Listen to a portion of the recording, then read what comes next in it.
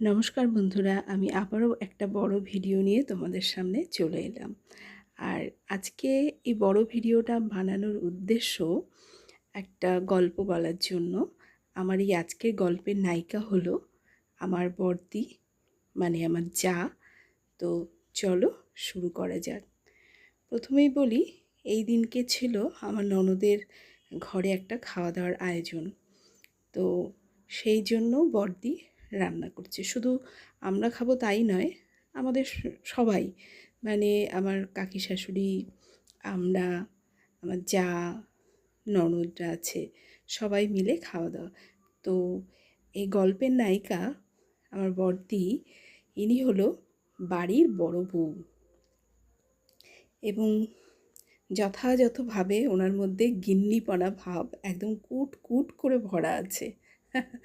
কেন বলছি, মানে উনি এক হাতে দশভুজা, সবটাই করলো একা হাতে। করলো বলা ভুল, উনি করতে পারে এরকম। আমার দ্বারা জন্মেও হবে না এরকম কাজ। অসম্ভব ক্ষমতা বাবা, কি ক্ষমতা কি ক্ষমতা, না বললে তোমরা বুঝতেও পারবে না। দেখে কিছুটা ভিডিওটা বুঝতে পারবে হয়তো। কারণ আমার ননদের মেয়ে কিন্তু সমস্ত মশলাগুলো মিক্সচারে করে এনে দিয়েছে, কিন্তু বড়দির সেটাতে হলো না। তারা আবার নিজে হাতে শিল নোড়াতে পিষে নিতে হবে মশলাগুলো। আর কতগুলো মশলা দেখো, সেগুলোকে সমস্তটা আবার শিল নোড়ায় পেস্ট করছে। এদিকে আবার দেখো দু হাতেই, ওদিকে আলুটা হচ্ছে মাছের ঝোলের, এদিকে হচ্ছে ঘ্যাট, আর কতটা মশলা। আর লঙ্কা বাটা তো দেখলে মাথা খারাপ হয়ে যাবে। এই যে আমার ননদ, মানে আমার ছোটদি, দেখো, আমাকে একটু দেখো, দাঁড়িয়ে দাঁড়িয়ে একটু ক্যামেরার সামনে একটু নকশা করে নেওয়া চাই। যাই হোক, এদিকে দেখো দু হাতে কীভাবে রান্না বান্না সামলাচ্ছে। এদিকে মশলা করছে, লঙ্কাটা কতটা দেখো লাল একেবারে লঙ্কা, সেই লঙ্কার ঝাঁঝে যখন দিচ্ছে মশলাটা, আমার যেন পাশে দাঁড়িয়ে গা হাত পা জ্বলে যাচ্ছে ঝাঁঝে। নাক মুখ তো জ্বলছেই, চোখ জ্বলছেই, গা হাত পাও জ্বলে যাচ্ছিল। আমি বাড়ি বাড়ি হাঁচি দিতে দিতে আমার সর্দিই এসে গেল। কিন্তু উনি এতটাই সিদ্ধহস্ত যে দেখো দু হাতে রান্না সামলাচ্ছে, ওদিকে কাঠের উনুনে জাল ঠেলছে, ওদিকে মশলা করছে, ওদিকে সবজি কোটা বাছা করছে, মানে সব কাজে পারদর্শী, কথাতেও পারদর্শী। সেদিনকে রান্নার আয়োজনও ছিল অনেক। কি ছিল রান্নার মেনুতে জানো? মাছের ঝোল, পুঁই শাকের ঘ্যাট চিংড়ি মাছ দিয়ে, মাংস, ডাল। এখানে আমাকে বড়দি টেস্ট করতে বলেছিল, ঘ্যাটটা কেমন হয়েছে খেয়ে দেখ। তো খেয়ে দেখলাম, মজায় মজায় দারুণ হয়েছিল ঘ্যাটটা। সত্যিই দিদি, বড়দি সব কিছুই পারে একা হাতে। আর সেদিনকে হয়েছিল পাঁপড় চাটনি। তো আমার পাঁপড় আর চাটনির দায়িত্বটা পড়েছিল। সিম্পল রান্না, কিন্তু কাঠে নয়, ওটা ভেবো না, আমার পক্ষে সম্ভব না, আমি পারিও না। গ্যাসেই রান্না করেছিলাম পাঁপড়টা চাটনিটা। এই যে মাছের ঝোলের মাছগুলো দিচ্ছে বড়দি।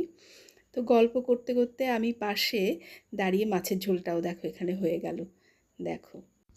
তো পাশে দাঁড়িয়ে আমি বড়দির মুখটা ভিডিওতে ভালো করে আনতে চাইছিলাম। এই দেখো ক্যামেরার সামনে হাত দিয়ে দেখাতে দেবে না আমাকে, বলছে ঘেমে টেমে রান্নাবান্না করছি, নিজে ভালোভাবে দাঁড়িয়ে আছে আর আমি ভিডিও করব। ওর এই দিয়ে দেখো আমার যে দায়িত্ব, চাটনি, আমের চাটনির জন্য ফোড়ন টোড়ন দিয়ে আমটাম বসিয়ে দিয়ে চাটনির দায়িত্বে চলে এসেছি। আর এই দেখো বড়দি এখানে ভাতও নামানো হয়ে গেল। ভাতটা নামিয়েছে দেখো একটা ট্রায়াঙ্গেল মতন কাঠের একটা জিনিস, কি বলে আমি জানি না, শুনি নামটা কিন্তু আবার ভুলে যাই। যাই হোক, ওটাতে নাকি মার কাটতে ভীষণ সুবিধে হয়। এদিকে দেখো বড়দির মাংসটাও হয়ে যাচ্ছে কষানো, মশলা কষানো হয়ে যাচ্ছে। দেখছো কী হারে আগুনের তাপ, আর সেই সময় কি গরম। এই যে মাংসটা দেখে তোমাদের লোভ হচ্ছে কি? একদম লোভ দিও না কিন্তু।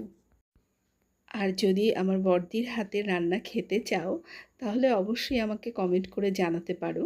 আমি তোমাদেরকে একদিন ইনভাইট করব বড়দির রান্না খাওয়ার জন্য। আমার ওদিকে দেখো রান্নাটা হয়ে গেছে, কিন্তু মাংসটাও হয়ে গেছে, আর ওদিকে আমার আমের চাটনিটাও হয়ে গেছে। আর এদিকে সবাই এসে দাঁড়িয়েছে দেখো কর্তাগণ। এই যে আমার বড়দা, এই যে আমার নন্দাই, আর এখানে এই যে আমার ননদ, ছোট ননদ, ছোটদি ভাই, এখানে বড়দিকে তো দেখলেই।